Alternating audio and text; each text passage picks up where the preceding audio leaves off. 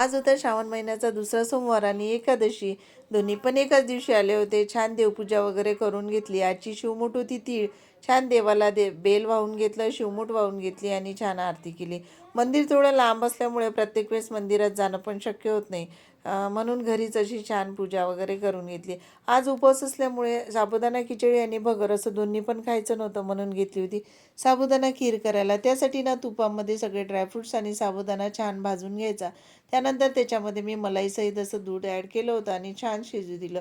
जर तुमच्याकडे खवा असेल तर तो पण तुम्ही टाकू शकता. त्यानंतर याच्यामध्ये चवीनुसार साखर, वेलची पूड, थोडासा मखाना आणि शेवटी गूळ टाकला होता. त्याने रंग पण छान येतो आणि चव पण चांगली येते. त्यानंतर मस्त छान खीर शिजू दिली आणि नंतर देवाला नैवेद्य दिला. त्यानंतर माझं एक पार्सल आलं होतं, ते ओपन केलं. याच्यामध्ये मी पोळीचे नॅपकिन बनवले होते. याचा रंग, क्वालिटी खरंच खूप छान होतं. तुम्हाला पाहिजे असेल तर कमेंटमध्ये लिंक टाईप करा. त्यानंतर लागली होती संध्याकाळच्या स्वयंपाकाला. Bye bye.